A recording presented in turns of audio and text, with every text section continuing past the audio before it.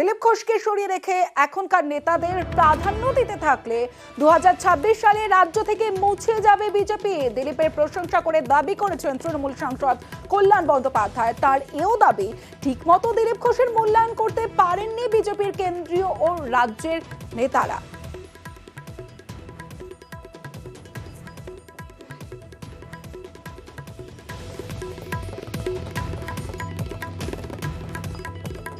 দিলীপ ঘোষের জন্য বিজেপিটা প্রতিষ্ঠিত হয়েছিল পশ্চিমবাংলা, এটা সম্বন্ধে উনি যখন প্রতিষ্ঠিত করেছেন, যখন ভালো রেজাল্ট হয়েছে, তখন তো ওনার সঙ্গে সিআইএসএফ, ইডি, সিবিআই, অভিজিৎ গঙ্গোপাধ্যায়ের মতো জজরা ছিল না। দিলীপ ঘোষকে ঠিকমতো ভারতীয় জনতা পার্টির সেন্ট্রাল লিডার যারা আছে, তারা লোকাল যারা মানে রাজ্যের যারা রাজনৈতিক নেতারা রয়েছে, তাদের হয়ে তাদের মূল্যায়ন করতে পারেনি দিলীপ ঘোষকে। এইভাবে যদি দিলীপ ঘোষকে সরিয়ে রাখে, মানে সরে থাকে, এবং এখনকার যারা নেতা আছে তাদের যদি প্রাধান্য দেয়, আগামী 2026-এ ভারতীয় জনতা পার্টি পশ্চিমবাংলা থেকে মুছে যাবে। এ সম্বন্ধে কোনো মানে দ্বিধাহীনভাবে আমি এই কথাটা বলতে পারবো।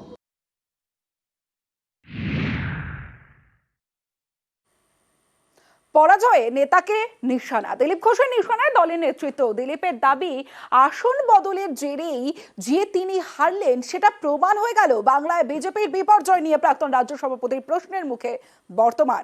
সুকান্ত মজুমদার অবশ্য মানতে নারাজ, তিনিও পাল্টা মুখ খুলেছেন। আমি তো মেদিনীপুরে 1 বছর 1.25 বছর ধরে লেগে বুথ অব্দি সংগঠন তৈরি করেছিলাম। সমস্ত পার্টির লোকেরাই আমার পক্ষে ছিল। যে কোনো কারণে হোক, পার্টির সিদ্ধান্ত নিয়েছে, সেটা ঠিক ছিল না, প্রমাণ হয়ে গেছে। পার্টি অনেক সময় সিদ্ধান্ত নেয়, সেই সিদ্ধান্ত ক্লিক করে না, হয়তো অনেক সময় না, তো মাঝে মাঝে হয় ক্লিক করে না, আমরা যেটা ভাবি সেটা কাজ করে না। 19-এর লোকসভা ভোটে মেদিনীপুর থেকে জেতেন দিলীপ ঘোষ। 24-এ সেই মেদিনীপুর থেকে সরিয়ে তাকে পাঠানো হয় বর্ধমান দুর্গাপুরে।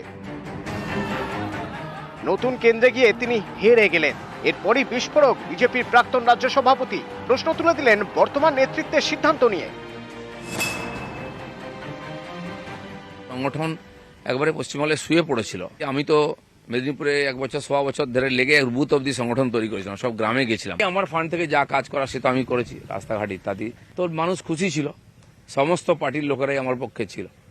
যে কোনো কারণে হোক, পার্টির সিদ্ধান্ত নিয়েছে, সেটা ঠিক ছিল না, প্রমাণ হয়ে গেছে। পার্টি অনেক সময় সিদ্ধান্ত নেয়, সেই সিদ্ধান্ত ক্লিক করে না, হয়তো অনেক সময় না। আমরা এক সময় দিলীপ যখন রাজ্য সভাপতি ছিলাম, আমরা 19-এর সফলতার পর 3টে উপনির্বাচন হেরেছিলাম, তার মধ্যে খড়গপুরটাও ছিল, তখনও ক্লিক করেনি।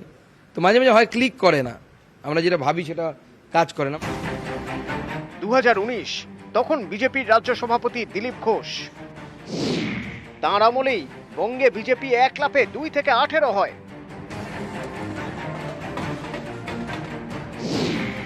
দিলীপ ঘোষ নিজেও 2019 সালে জেতেন, মেদিনীপুর থেকে লোকসভায় যান। কিন্তু এবার তাকে পাঠানো হয় 19-এ আলুওয়ালিয়ার জেতা আসন বর্ধমান দুর্গাপুরে। এখানে তৃণমূলের কীর্তি আজাদের কাছে হারলেন দিলীপ ঘোষ।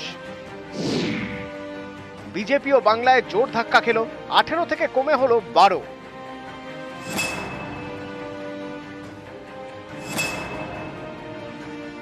সংগঠন যেভাবে ঢিলে হয়ে গেছে সব জায়গায়, বুথে আমরা প্রথমে লোক খুঁজে পাইনি, খুঁজে দাঁড় করাতে এজেন্ট খুঁজতেও হয়েছে। তো দুর্বলতা ছিল সংগঠনের, সেই জন্য সব জায়গায় সার্বিকভাবে আমাদের ভোট কমেছে এবং হার হয়েছে। 2,33,33 লক্ষ ভোট পেয়েছি আমরা। 1%ও ভোট কমেনি, ভোট বেড়েছে। উনি সম্ভবত স্ট্যাটিস্টিক্সটা দেখেননি। সিট আমরা কমে গেছে, হয় এরকম অনেক সময়। সব জায়গায় যাবো, শুধু তাই বর্ধমান বা মেদিনীপুর নয়, আমি রাজ্য সভাপতি হিসাবে পুরো প্রদেশে ঘুরতাম, সব জায়গায় সমস্যার সমাধানে ছিলাম, লড়াইয়ের জবাব দিতাম। সে আমার কোনো অসুবিধা নেই। পার্টি হেরেছে পশ্চিমবাংলায়, সেই জন্য অনেকের মন বিচলিত হয়েছে যে আমরা যেভাবে এগোচ্ছিলাম আটকে গেল কেন, সিট কমে গেল কেন। চিন্তা তো হওয়া উচিত। পুরোনোরা সবসময় ওল্ড ইজ গোল্ড, পুরোনোদের ছেড়ে দিলে বিজেপি থাকবে না, সেটা অন্য কিছু।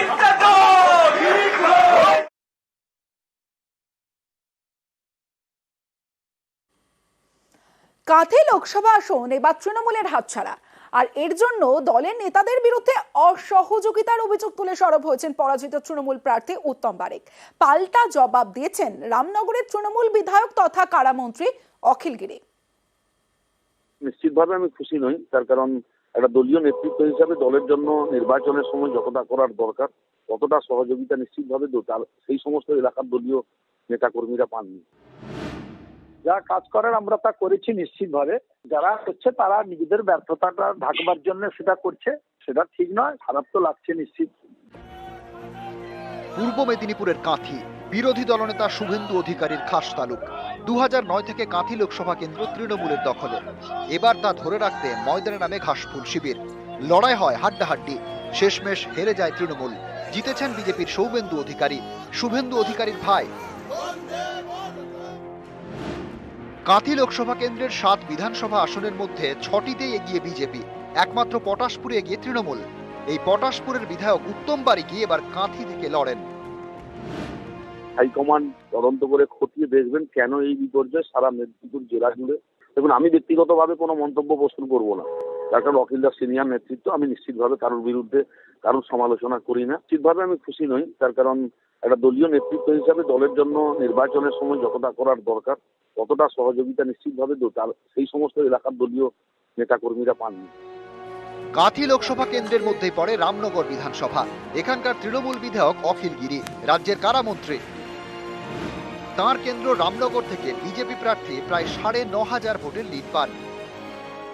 কাদের বিরুদ্ধে অভিযোগ, কি অভিযোগ, কারা করছে সেটা তো আমি জানি না। দলনেত্রী দলের মিটিং ডাকবেন, দলের ভেতরের ব্যাপার প্রকাশ্যে নিশ্চয়ই বলতে পারবো না। দলনেত্রীর কাছে রিপোর্ট জমা করবেন। সব মিলিয়ে কাঁথি আসনে দলের হার নিয়ে তৃণমূলের গোষ্ঠীকন্দল ফের প্রকাশ্যেই চলে এলো। কাঁথি থেকে সুজিত ভৌমিক, নিউজ 18 বাংলা। লোকসভা ভোটে বাংলায় ফের সবুজ ঝড়, কিন্তু কলকাতায় খোদ 3 মেয়র পরিষদ এবং 5 বড় চেয়ারম্যানের ওয়ার্ডে পিছিয়ে তৃণমূল। 45টি ওয়ার্ডে এগিয়ে বিজেপি, আর 2টি ওয়ার্ডে সিপিআইএম 1 নম্বরে।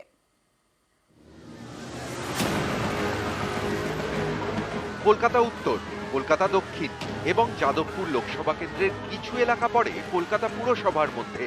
এই 3 কেন্দ্রই দীর্ঘদিন ধরে তৃণমূলের দখলে। এবারও জিতেছেন ঘাসফুলের প্রার্থীরা। তবে কলকাতা পুরসভা এলাকার অনেক ওয়ার্ডে বিরোধীরা এগিয়ে। লোকসভা ভোটের পুরসভা ওয়ারি ফল অনুযায়ী তৃণমূল এগিয়ে 97টি ওয়ার্ডে, বিজেপি 45টিতে, সিপিআইএম 2টিতে। বিজেপি যে 45টি ওয়ার্ডে এগিয়ে, তার মধ্যে 24টি কলকাতা উত্তর লোকসভা কেন্দ্রে, 20টি কলকাতা দক্ষিণে, 1টি যাদবপুরে। সিপিআইএম যে 2টি ওয়ার্ডে 1 নম্বরে, সেই 2টি পড়ে যাদবপুর লোকসভা কেন্দ্রে। লোকসভা ভোটে কলকাতা পুর এলাকায় অনেক হেভিওয়েট কাউন্সিলরের ওয়ার্ডেও পিছিয়ে তৃণমূল। 3 মেয়র পরিষদের ওয়ার্ডে পিছিয়ে তৃণমূল। এই তালিকায় রয়েছেন দেবাশিস কুমার, যিনি মেয়র পরিষদের পাশাপাশি রাসবিহারীর বিধায়কও। আর 2 মেয়র পরিষদ হলেন সন্দীপ বক্সি এবং অসীম বসু। এটা দুর্ভাগ্যজনক, কারণ আমরাও রক্ত মাংসের মানুষ, আমরা পরিশ্রম করি, আমরা কাজ করি, এই কারণে কাজ করতে ভালোবাসি, মানুষের জন্য করতে চাই। আমার অঞ্চলের যারা বসবাসকারী তারা আমার পরিবারের মানুষ, কিন্তু আলটিমেটলি যখন রেজাল্টটা এরকম আসে তখন মনে হয় কোথাও একটা যেন খামতি থেকে যায়। এই খামতিটা হচ্ছে বোঝানোর খামতি, এবং তার দায় আমার। আমি পারিনি বোঝাতে, কিন্তু আমার বিশ্বাস যে আগামী দিনে তাদের বোঝাতে পারবো। তৃণমূলের 5 বড় চেয়ারম্যানও তাদের ওয়ার্ডে পিছিয়ে। জুই বিশ্বাস, দেবলীনা বিশ্বাস, সুস্মিতা ভট্টাচার্য, সুদীপ পল্লে এবং সুশান্ত ঘোষের ওয়ার্ডে তৃণমূলকে টেক্কা দিয়ে এগিয়ে বিজেপি। 2019 সালে লোকসভা ভোটের পুরসভা ওয়ারি ফল অনুযায়ী কলকাতার 51টি ওয়ার্ডে এগিয়েছিল বিজেপি। 19-এর এই ফল থেকে শিক্ষা নিয়ে 24-এ কোমর বেঁধে ছাপায় তৃণমূল। দলীয় কাউন্সিলরদের ঘাড়ে দেওয়া হয় গুরু দায়িত্ব। প্রত্যেক কাউন্সিলরকে বলা হয় তার ওয়ার্ড থেকে তৃণমূল যাতে লিড পায় সেটা নিশ্চিত করতে হবে। আমাদের general secretary Abhishek Bandyopadhyay already বলেছে, সুতরাং কিছু জায়গা আছে যেখানে যদি না হেরে যায় তাহলে নিশ্চিতভাবে সেটা হতে হবে। এদের সবার পারফরমেন্স যাচাই হবে। 21-এর বিধানসভা ভোটের ফল অনুযায়ী কলকাতার 12টি ওয়ার্ডে এগিয়েছিল বিজেপি। ওই বছরই কলকাতায় পুরো ভোট হয়, বিজেপির ঝুলিতে যায় মাত্র 3টি ওয়ার্ড। তাই তৃণমূলের অনেকেই লোকসভা ভোটের পুরসভা ওয়ারি ফলকে সেরকম গুরুত্ব দিতে নারাজ। তাদের মতে লোকসভা ভোটের সঙ্গে পুরো ভোটের কোনো তুলনাই হয় না। এটা ডিপেন্ড করে, কারণ পৌরসভার ভোটটা আলাদা যেমন হয়, আরও বেশি পায় বিধায়কদের থেকে। বিধায়করা আবার লোকসভা যারা তাদের থেকে বেশি ভোট পায়, সুতরাং তারা ভেবে নেয় যে বিধানসভায় তারা রাজ্যের দেবে, অনেক সময় তারা ভেবে নেয় পৌরসভায় নিত্য পরিষেবার ব্যাপারে তারা এদের থেকে সাহায্য বেশি পাবে, আবার লোকসভায় ভাবে যে এখানে বোধহয় ভোট দিলে মোদি বোধহয় জিতে যাবে, কিন্তু তা তো নয়। নিউজ 18 বাংলা।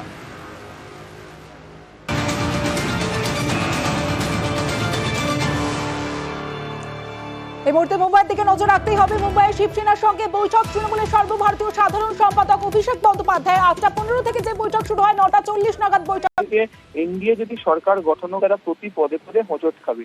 এই পরিস্থিতিতে দাঁড়িয়ে ইন্ডিয়াতে থাকা সমস্ত যে রাজনৈতিক দলগুলো রয়েছে তাদের এই মুহূর্তে একসঙ্গে থাকাটাই উচিত, এবং এই বিষয় নিয়ে সরকার গঠন করার পর যে বিভিন্ন ইস্যুগুলোর প্রেক্ষিতে তারা সহমত পোষণ করেছিল সেগুলোকে নিয়ে তাদের এগোতে হবে। দ্বিতীয়ত হচ্ছে যে মহারাষ্ট্রের সরকার গঠন করার ক্ষেত্রে তার কারণ হচ্ছে উদ্ধবদের যে সরকার সেটা ভেঙে দিয়েছিল হচ্ছে বিজেপি, এমন অভিযোগ তারা তুলেছিলেন, এবং সেই ইস্যুতে তাদের পাশে দাঁড়িয়েছিল হচ্ছে তৃণমূল কংগ্রেস। সেই বক্তব্যের কথা। এবার রাজারহাটের নারায়ণপুরের দিকে নজর রাখতেই হবে, কারণ বাজ পড়ে মৃত 2 নাবালক। রাজারহাটের নারায়ণপুরে বাজ পড়ে মৃত 2 নাবালক, আহত আরো 3 নাবালক ভর্তি আরজিকর হাসপাতালে, যেমনটা জানা যাচ্ছে।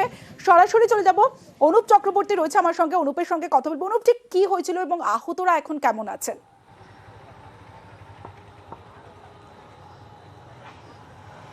তো রাজারহাট যে পূর্ব নারায়ণপুর, মূলত নারায়ণপুরের যে পূর্ব বেড়াবাড়ি সেই অঞ্চলে মূলত সন্ধ্যার আগে যখন বাজ পড়ছিল সেই সময় কিন্তু মাঠে ফুটবল খেলছিল বেশ কয়েকজন যুবক, এবং যখন ফুটবল খেলার ঘটনা সে ঘটে সেই সময় কিন্তু আচমকা বাজ পড়তে শুরু করলে যারা মাঠে ফুটবল খেলছিল তারা কিন্তু একটি গাছের তলায় আশ্রয় নেয়। সে সময় কিন্তু বজ্র বিদ্যুৎ সহ যখন বৃষ্টি হচ্ছিল সেই বাজ পড়াতেই কিন্তু 3 জন সেখানে যখন বসেছিল, তাদের মধ্যে 2 জন কিন্তু ইতিমধ্যেই মৃত।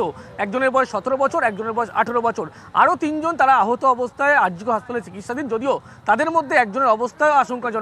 সন্ধ্যার আগে যখন বজ্রবিদ্যুৎ সহ বৃষ্টি হচ্ছিল, নারায়ণপুর এলাকার পূর্ব বেড়াবাড়ি এলাকায় যখন ফুটবল খেলছিল তার পরবর্তী ক্ষেত্রে কিন্তু এই ঘটনা ঘটে, এবং মাঠে যখন তারা ফুটবল খেলে আচমকা বজ্রবিদ্যুৎ সহ বৃষ্টি, সেই বৃষ্টির ফলেই আজকে তারা মাঠে খেলছিল।